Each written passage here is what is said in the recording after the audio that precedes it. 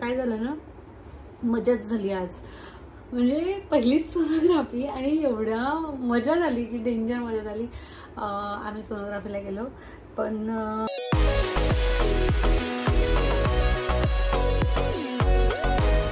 नमस्कार मंडळी, welcome back to new blog. आणि आज तुम्हाला आम्ही पहिलेच एक गुड न्यूज दिलेली आहे की आमचं म्हणजे जेव्हा तुम्ही याचा पहिला जो ब्लॉग बघितला त्यात पण सांगितलं आम्ही की जान्हवींनी मला जे गिफ्ट दिलं होतं, तर पहिले आम्ही टेस्ट केली होती तर पॉझिटिव्ह आली होती.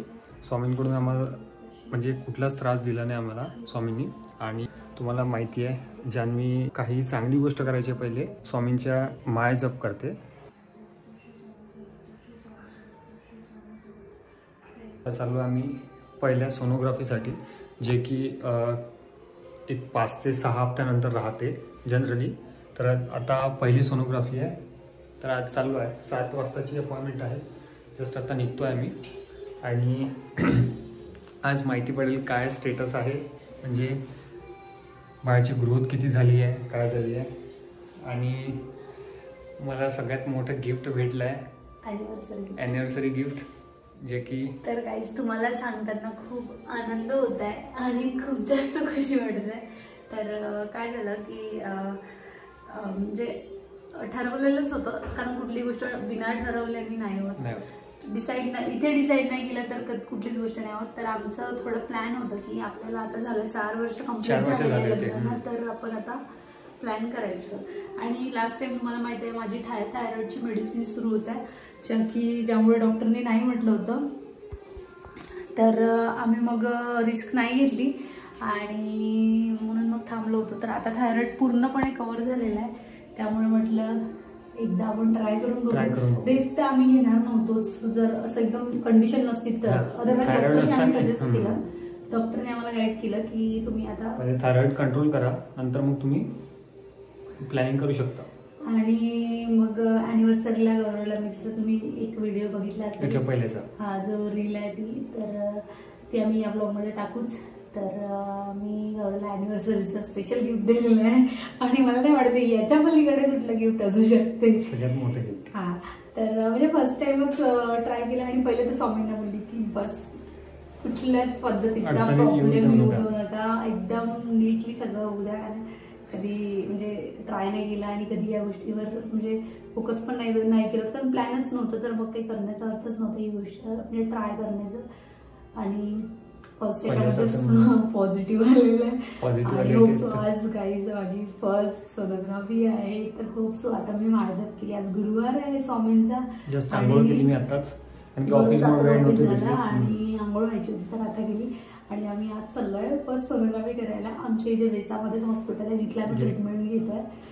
तर एकदा गेलो होतो व्हिजिटसाठी, देन त्याच्यानंतर आता आम्हाला बोलवलं 5 दिवसांनी सोनोग्राफीला. सो काही फॉलिक ॲसिडच्या गोळ्या सुरू आहे माझ्या. आणि 7 वाजता चला निघू आता. आम्ही नंतर आल्यावर बोलू, ठीक आहे. आणि नाही खूप येत आहे आणि मला एवढ्यात खूप जास्त प्रॉब्लेम होऊन राहिलाय. 2-3 दिवस मी तब्येत पण ठीक नव्हती.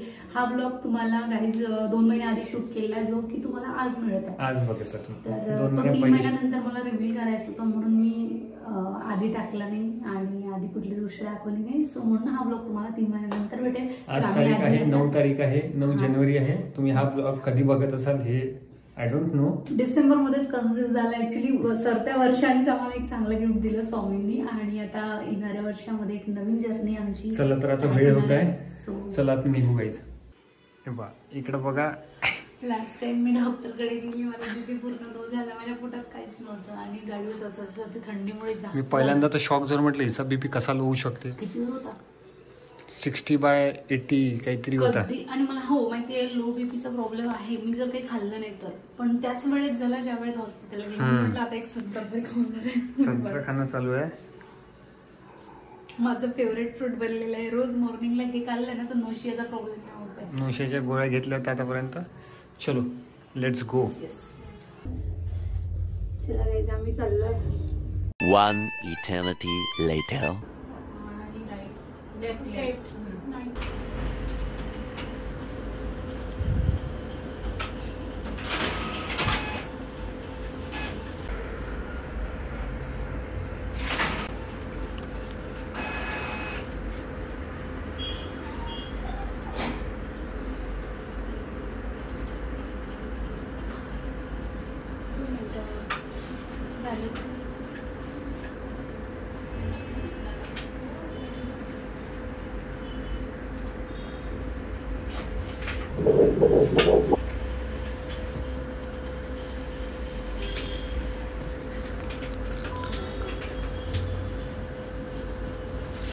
जातं ना हार्टबीट 6 वीक्सपर्यंत 6 to 7 मध्ये यायलाच पाहिजे.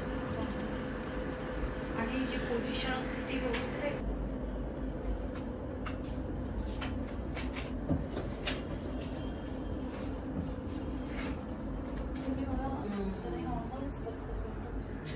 ताप कशाला नॉर्मल असणार आहे? तेच तर कळत ताप कशाला नॉर्मल असणार आहे? म्हणजे मलाच ते एकदम वाढतं. दाखवून दे चांगलं. A few inches later. इथे लावली होती ना? हां, आहे. लास्ट टाइम BP खूप होता.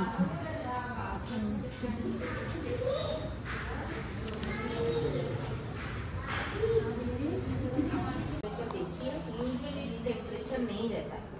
थर्मामीटर में अगर 99 से कम है इसका मतलब आपको बुखार नहीं है. सर्दी खांसी कुछ है क्या? नहीं. इतना बॉडी ऐसा टेम्परेचर नहीं कर रहा था, बट उनको ठंडी लगती, थोड़ा सा गर्म. एक्चुअली ऐसा रहता है प्रेगनेंसी में, इवनिंग में ऐसा लगता है हर पेशेंट को बुखार है. दिन भर नहीं लगता. राइट. तो वो प्रोजेस्टेरोन नाम का हार्मोन बढ़ जाता है, उसके कारण रहता है. थर्मामीटर में आता ही नहीं. उसके लिए कुछ नहीं करना है, थोड़ी देर में कम हो जाएगा. लेकिन हाँ, सर्दी खांसी बुखार ज़्यादा लगे, बहुत ठंड लग रही है तो थर्मामीटर से टेम्परेचर देखिए. अगर उसमें 99 के ऊपर है तो आके दिखा. ओके. और ये ब्लड टेस्ट है, ये करा लीजिए. इसका रिपोर्ट इस नंबर पे व्हाट्सएप कर दीजिएगा. ये सैंपल अभी दे देंगे तो आपके पास रिपोर्ट व्हाट्सएप पे आ जाएगी.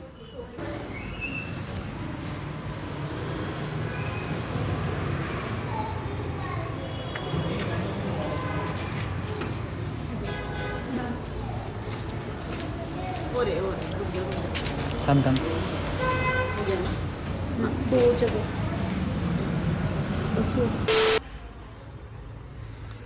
आता ब्लड टेस्ट होणार आहे मॅडमच्या. की याच्यामध्ये ना थायरॉइडची पण होऊन जाते. थायरॉइडची होऊन जाते. परत आणि खूप खुशीची गोष्ट घरी गेल्यावर एक्सप्लेन करू. आता वेळ नाही, आता सगळं वेगळं करून घेते फॉर्मॅलिटी. एवढा टेस्ट लिहून गेलेला आहे आणि मॅडमची आता टेस्ट होणार आहे मस्तपैकी.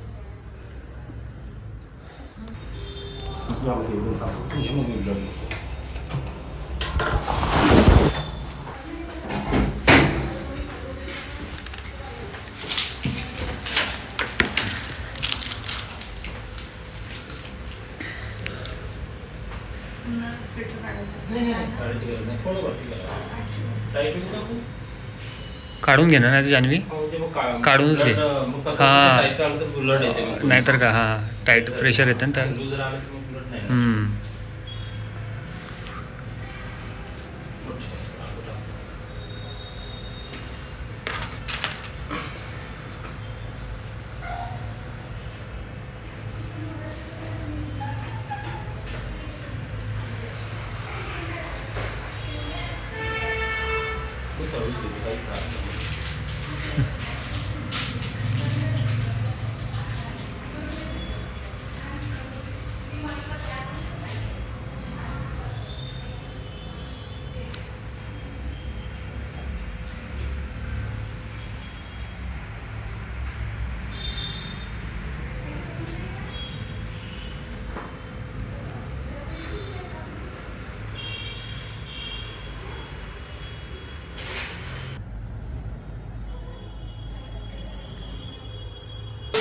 सो गाईज, थोडा वेळ झाला मी आलो आहे बाहेरून आणि व्लॉग शूट करते म्हटलं. मग भूक लागलेली होती.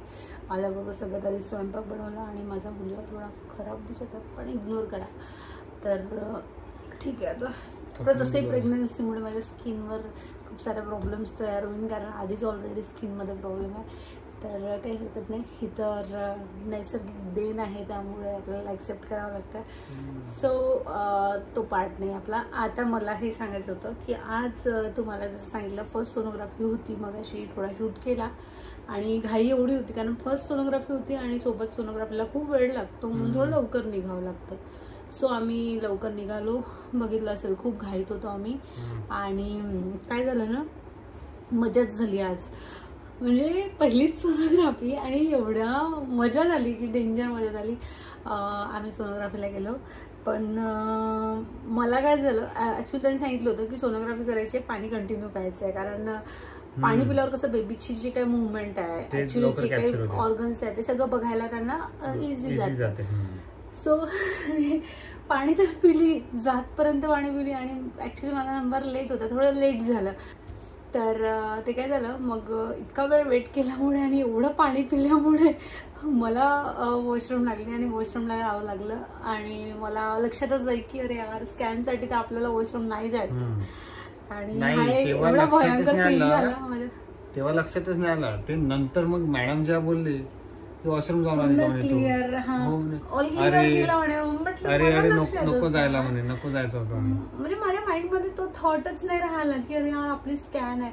ऍक्च्युली ते एवढा लेट झालं होतं आणि गौरवने एक बिस्लरी घेतली होती, ती एवढी थंडी होती, ती पिऊन पिऊन पिऊन पूर्ण बिस्लरी खतम झाली आणि त्यात एकदम मला जावं लागलं आणि ते असा सीन घडला. मग त्यांनी मग कुठली सोनोग्राफी केली आपली, टीव्ही त्याला ट्रान्सव्हाजायनल म्हणतात. हा, तर टीव्ही केली. आणि ऍक्च्युली बघा म्हणजे आय थिंक तरी असं मला असं वाटतं की स्वामींची इच्छा असेल की आम्हाला बाळाची पूर्ण एकूण एक डिटेल माहिती पडावं म्हणून. आणि ती जर सोनोग्राफी केली तर त्याच्यामध्ये पूर्ण परफेक्ट आणि क्लिअर कळतं.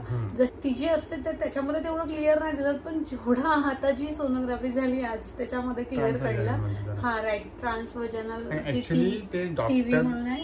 ते डॉक्टरच्या अनुसार ना सगळ्यात बेस्ट तीच आहे, कारण की त्यामध्ये बेबीची पूर्ण A to Z clear image येते बिलकुल. आणि सांगते ना, कारण की युटरसच्या एकदम डायरेक्ट जवळ जाते ना, ते जे डिव्हाइस आहे ते युटरसच्या जवळ जाते त्याच्यामुळे.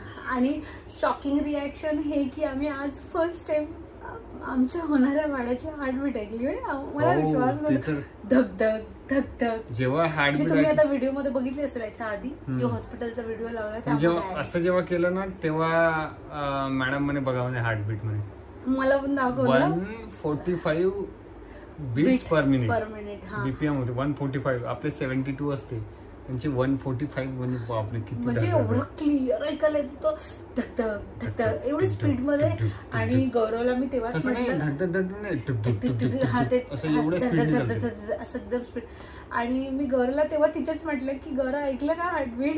गौरव मॅडमने मला पण दाखवलं आणि त्यांनी म्हटलं की ऐक बाळाची हार्टबीट. आणि खरं सांगितलं की बाळाचं सगळं व्यवस्थित आहे. म्हणजे माझी फर्स्ट सोनोग्राफी झाली ना खूपच छान झाली. आणि रिपोर्ट कशी वाचायची याच्याबद्दल पण मी फुल ब्लॉग टाकणार की रिपोर्टमध्ये काय आहे काय नाही वगैरे वगैरे. कारण ऑलमोस्ट आपला ब्लॉग मोठा होऊन जाईल म्हणून मी काही जास्त काय यामध्ये शूट करत नाही आहे ना. आणि हा एक सेपरेट ब्लॉग राहणार, कारण फर्स्ट ट्रायमेस्टर मधला माझा जो एक्सपिरियन्स वगैरे हे सगळे ब्लॉग येणार 1 by 1. पण त्याआधी मला हे सांगायचं आहे की आता कसं फर्स्ट ट्रायमेस्टर आहे, ऑब्वियस आहे, आणि आता सध्या तर स्टार्टिंग आहे जस्ट. ओके आहे. पण सगळे म्हणतात की नोशियाचा खूप त्रास होतो. मला थोडं जाणवत आहे. आता लेट्स सी की काय होतं, तर पुढे पण सांगू शकत नाही. मी माझी पूर्ण जर्नी अख्खी तुमच्यासोबत शेअर करणार आहे. होप सो सगळं व्यवस्थित झालं पाहिजे. तुमचा आशीर्वाद आणि सपोर्ट असाच कायम सोबत ठेवा. सोबतच चॅनलवर नवीन असाल तर सबस्क्राईब पण करा आणि ब्लॉग सगळे बघा, कारण सगळे ब्लॉग इंटरेस्टिंग असणार आहे. माझा जो एक मदरहूड म्हणतो आपण, जे जर्नी आहे ती मी तुमच्यासोबत A to Z शेअर करणार आहे. सो गाईज कीप वॉचिंग आणि सपोर्टिंग. म्हणजे तुम्हाला ते हे सांगतो की त्यावेळेस म्हणजे आज जे आम्ही सोनोग्राफी केली तर 7 हप्त्यामध्ये ती एकदा करावं लागतं. म्हणजे स्टार्टिंगला जेव्हा 7 हप्ते असते. मला नाही माहिती सगळ्या पॅरेंट्स सोबत असं होत असेल का, पण आमच्या सोबत होत आहे. आम्ही एकदम एवढं डीपली थिंक करतो की एक हार्ट, एक ब्रेन पोटामध्ये वाळणं, ह्या सगळ्या गोष्टी किती म्हणजे निसर्गाने दिलेली एक वेगळीच हे नैसर्गिक म्हणतात ना की निसर्ग एक आगळा वेगळाच आहे, त्याला समजूच नाही शकत कोणी. आणि खरंच सांगते ना, म्हणजे आईच्या पोटामध्ये बाळाचं म्हणजे एक बाळ, एक हार्ट, एक ब्रेन, एवढं सगळं म्हणजे ग्रो करणं. आपण ब्रेन, हार्ट या गोष्टी नॅचरली कुठे मिळू शकत नाही. आल्यानंतर थोडी स्टडी केली. आम्ही किती अवघड गोष्ट आहे. म्हणजे एवढ्या याच्यामध्ये हार्ट तयार होऊन राहिलाय आम्हाला. म्हणजे ते पहिल्यांदा मी आधी कधी विचारही नाही केला. आणि एवढं सगळं बघितले मी की फॅमिलीमध्ये वगैरे ज्यांना बाळ वगैरे झाले, मी एवढं सगळं म्हणजे तेव्हा आपण एवढं म्हणजे नाही डिटेलमध्ये स्टडी करत, पण मी आता स्वतः सांगते आम्ही दोघं एवढं स्टडी करतो यावर. म्हणजे मला तरी असं वाटतं की मोस्ट ऑफ सर्चिंगमध्ये माझ्या युट्यूबमध्ये तुम्हाला हेच दिसेल जर बघितला मोबाईल तर, की फर्स्ट सोनोग्राफी याला काय म्हणतात ते वर्ड्स, सोनोग्राफीमधले सगळं एक एक डिटेल चेक करते मी. आणि मी ट्राय करते की पोझिशन कशी आहे ते पूर्ण आणि सांगते ना सोनोग्राफी तर मी कितीदा बघितली, म्हणजे फाईल मी कितीदा बघितली हॉस्पिटलमधून आल्याच्यानंतर, कारण फर्स्ट सोनोग्राफीचा एक्सपिरियन्स म्हणजे अमेझिंग एकदम. आणि म्हणजे ते डोळ्यांनी बघणं आणि म्हणजे कसं ग्रो होते छोट्यापासून मोठं कसं होते आणि ते हार्टबीट त्याचे म्हणजे इमॅजिन नाही करू शकत. मदर नेचर एवढं भयंकर असते की एवढ्याशा दाण्यात म्हणजे हार्ट तयार होते, ते पण एवढं बीट करते आपल्या थिंकिंगच्या बियॉन्ड आहे. चित्र वाटलं कारण ते ऍक्च्युली. आणि भयंकर होता एक्सपिरियन्स पहिल्या सोनोग्राफीचा. पहिला एक्सपिरियन्स खूप भारी होता. मी बाळाला बघितलं तर एवढी एक्साइटमेंट होते की पुढच्या सगळ्या सिच्युएशन्स म्हणजे पुढच्या सगळ्या सोनोग्राफ्या वगैरे बघायचं. आणि बाळ एका ऍक्च्युअल म्हणजे आकारामध्ये आल्यावर ते बघायला समोरच्या बघू आपण कसं होते. समोरच्या बघायला भेटेलच तुम्हाला. आणि याचा एक्सपिरियन्स पण शेअर करू. फर्स्ट ट्रायमेस्टर झाले, सेकंड, जेव्हा थर्ड लागेल तेव्हा सगळं जेवढी जर्नी आहे ते सगळी आम्ही शेअर करू तुमच्यासोबत. आणि मला हे सुद्धा सांगा की तुम्ही या वर्षामध्ये तुम्ही पण न्यूली पॅरेंट्स बनत आहे का, कमेंट करून नक्की सांगा. कारण मला तरी असं वाटतं या वर्षामध्ये भरपूर लोक न्यूली पॅरेंट्स बनत आहे. कारण मी आता जे काही बघते, आता मला माहिती नाही ऍक्च्युली अल्गोरिदम असतं एक सोशल मीडियाचं. मी जे इंस्टाग्रामवर बघते तर मला सगळे तेच सजेस्ट होत आहे, न्यूली पॅरेंट्स बनत आहे ते लोकांच्या post, videos etcetera etcetera. So तुम्ही जर बघत असेल आणि तुम्ही जर न्यूली पॅरेंट्स असेल तर मला कमेंट नक्की करून सांगा आणि मला थोडं गाईड करा. कारण माझा फर्स्ट एक्सपिरियन्स आहे गाईज. थोडं सांगा मला काय काळजी घ्यायला पाहिजे, काय नाही. कारण आम्हाला सगळं माहिती नाही, आम्ही न्यू यामध्ये. आणि आम्हाला डॉक्टर जेवढं सजेस्ट करते तेवढं आम्ही फॉलो करतोय. बट अदर काही गोष्टी असेल ज्या की रुटीनमध्ये ऍड करायचे असेल ते सगळं मला शेअर करा. काय खायला पाहिजे, काय नको, हे सगळं मला सांगा तुम्ही. आणि तुमचा आशीर्वाद सदैव पाठीशी असू द्या. स्वामींचा तर आहेच.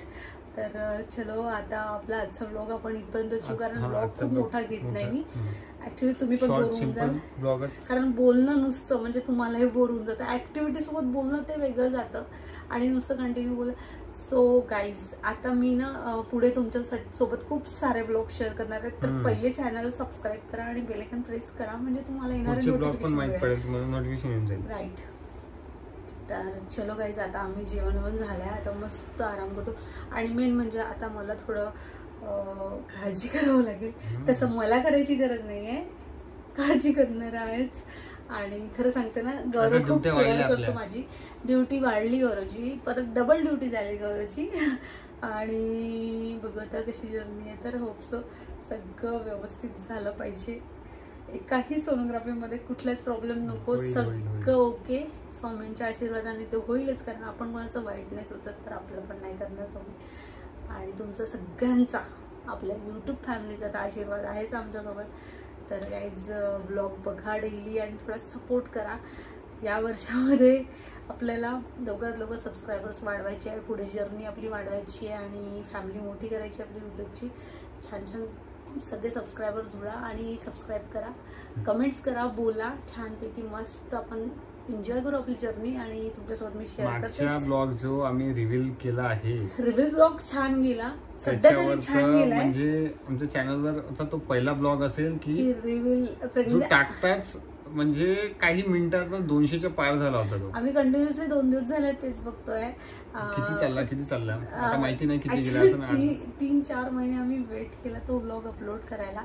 होऊ शकते कदाचित 1-2 महिने जास्त पण होऊ शकते पुढे, कारण झाले असेल पुढे तो ब्लॉग अपलोड करून. कारण कसं आहे ना आता आम्ही पुढचं नाही सांगू शकत या सिच्युएशनला. महत्वाची गोष्ट म्हणजे ज्यांनी कमेंट केल्या, ज्यांनी विशेष दिला त्यांना खूप खूप थँक्यू. आणि खूप सारे कमेंट आलाय खूप सारे. आणि ज्यांनी अजूनपर्यंत कमेंट नव्हतं केलं त्यांनी पण कमेंट केलं त्याच्यावर. मेन म्हणजे जवळच्यांपेक्षा अननोन कमेंट्स खूप बाकीच्या लोकांनी सोशल मीडियामध्ये इंस्टाग्राम, फेसबुक आणि युट्यूब एवढ्या कमेंट आहे, लाईक्स, पोस्टला कमेंट.